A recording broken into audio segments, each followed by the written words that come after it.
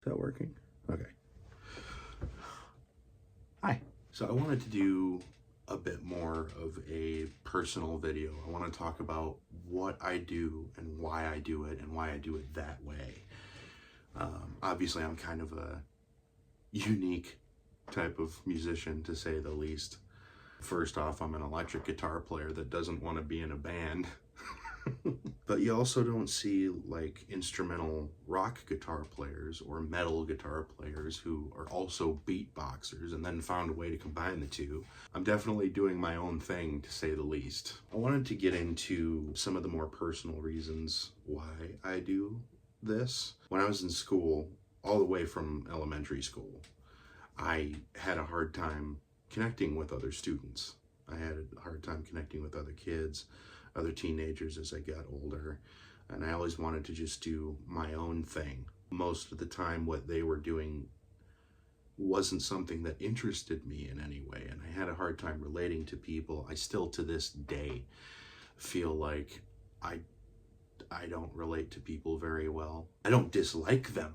I don't dislike them at all in any way, but I never fully feel understood. I don't think I'm the only person who deals with that. I 100% doubt that I'm the only person that deals with that.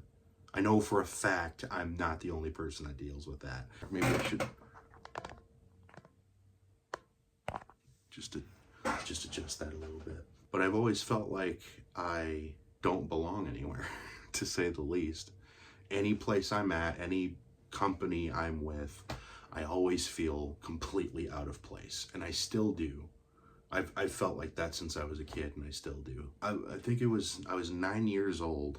After my grandparents died, we brought home my grandpa's acoustic guitar, his classical acoustic, and I sat in my room and tried to figure out how to play it. And it was a long process, of course, but I really got obsessed with it, and time went on. Eventually my parents bought me my first electric guitar as a Christmas present. It was a wonderful Christmas present. I got a lot of use out of it, as you can imagine.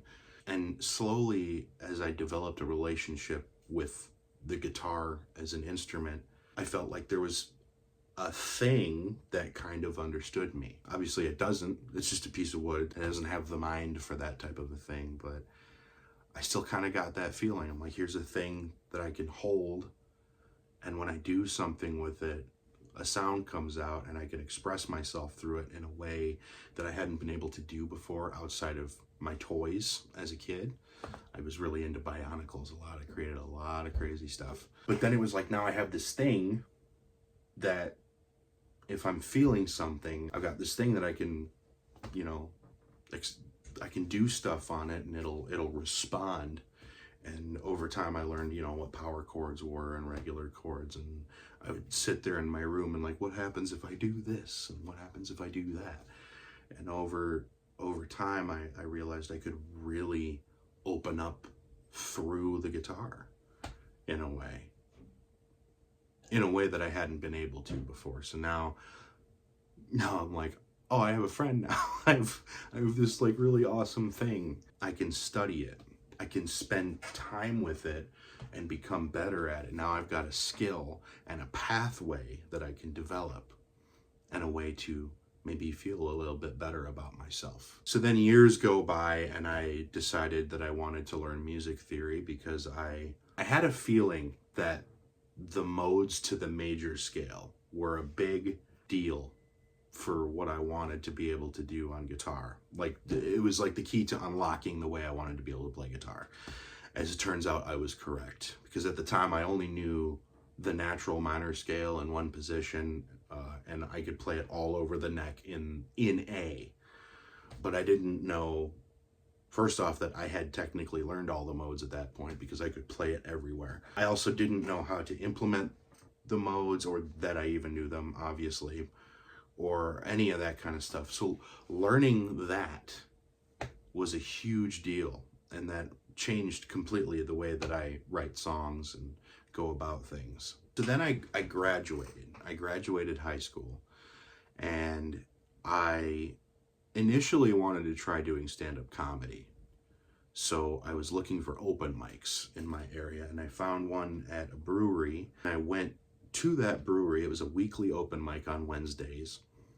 And I went for the first time, and it wasn't a comedy open mic, it was a music open mic. I didn't know that was a thing. So I went down there with my acoustic guitar, and I would play these kind of dark songs. At the time I used to sing, I don't anymore, just because I don't have much interest in it.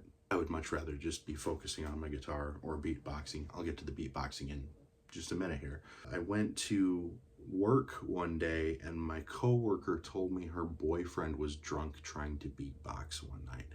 I didn't know that was something that could be done well. I didn't know there was like a skill ceiling to break with beatboxing. I just knew it as this like thing that people did on street corners. So I go home, and I'm watching YouTube, and I see this guy Dave Crow from a band called Hey Moon Shaker beatboxing with a speaker in front of a bunch of people in the streets, doing full-on dubstep stuff with his mouth.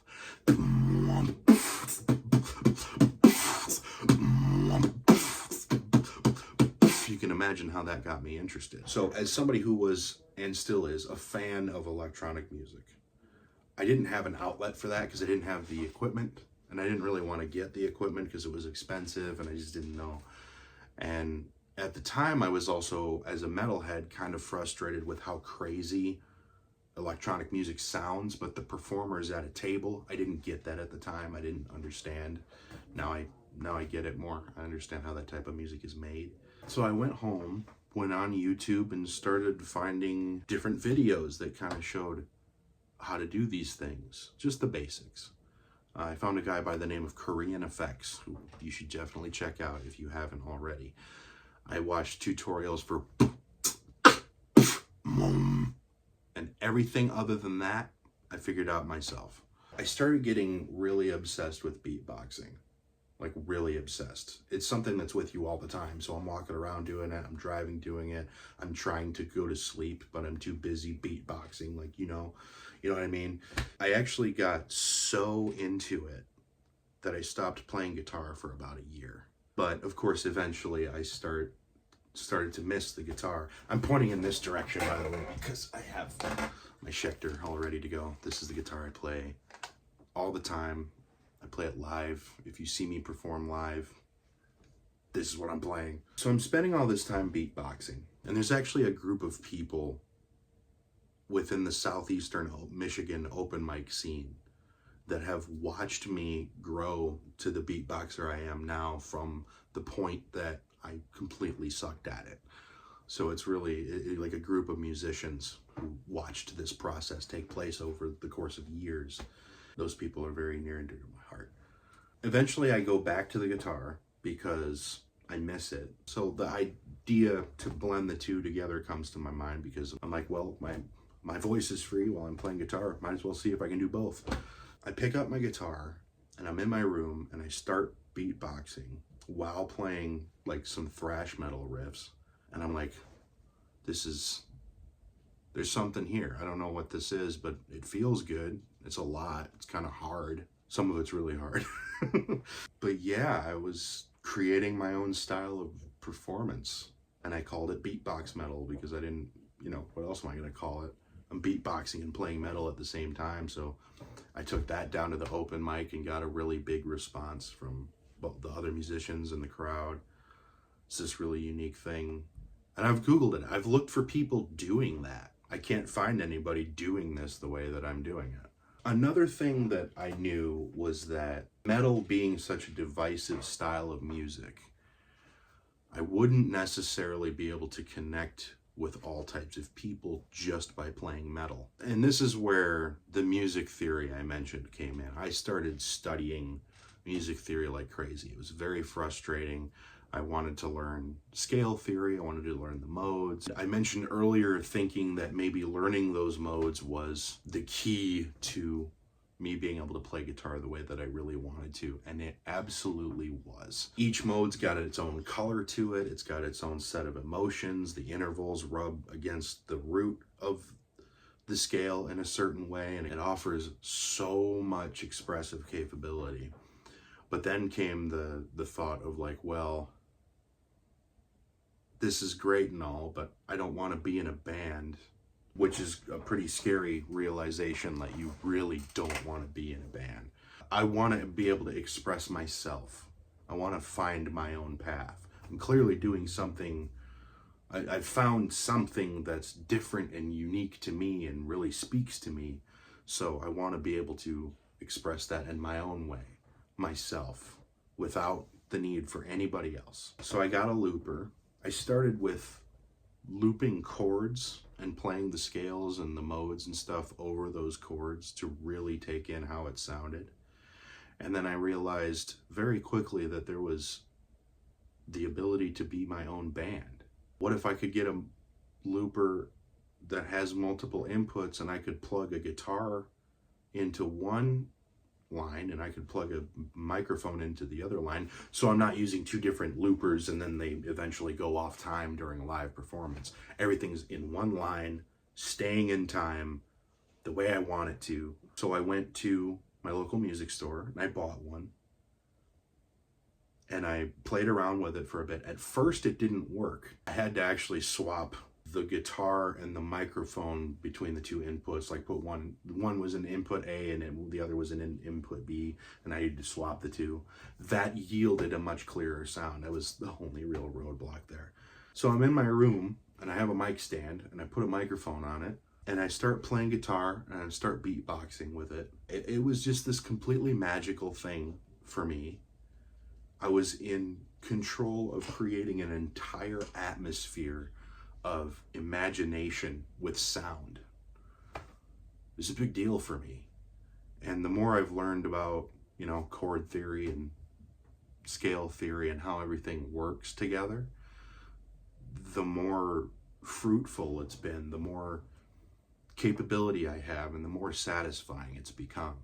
I wrote an entire album based off of songs that I wrote on my looper. It's called Dichotomy. You should go check it out. I'll put the link in the description. Might as well, right? So now I'm off to the races. Somebody tells me, you being a beatboxer, you should do this in front of a crowd that is a hip hop crowd. You should come to Ann Arbor, Michigan to an open mic. It's called The Dojo. It's since moved to Ypsilanti, Michigan. And I go out there and I start beatboxing for a crowd that loves hip hop, and I got pulled into that world. That's a story for another time though. Completely different story. I'll talk about my relationship with the hip hop culture, because the hip hop culture has been very kind to me. But here's the thing too. People really want me for my beatboxing.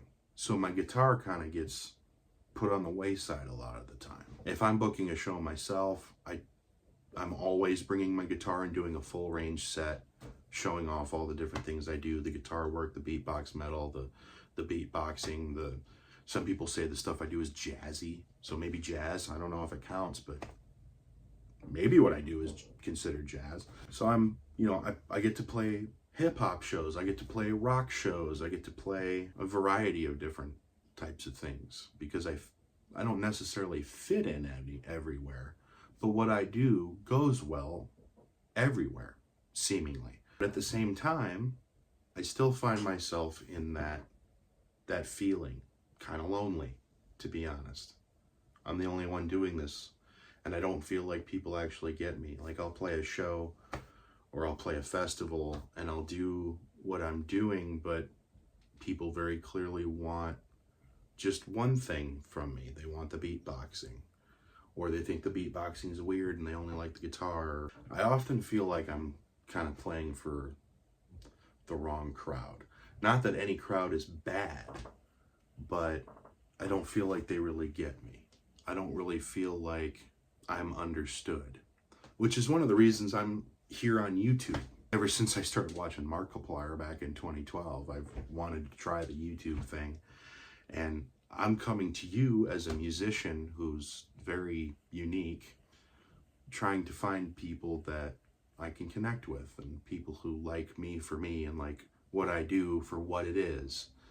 And maybe I can find people I can connect with in a way. The way I do my music, the way I make music, the way I perform, it's all self-contained. It's all me. It's all just me without the aid of anybody else, and it's all coming from me. It's purely me. It's my own self-expression. I'm very happy with the lane that I'm in as a musician. It's me. I don't know how many times I have to say it. It's me. It's authentic. It's my beatboxing. It's my guitar playing. And I don't really know what better way to be honest with the world than to do this, to do what I do, the way I do it, and the way that makes me happy. And I hope it makes you happy too. Thanks for watching. Cheers.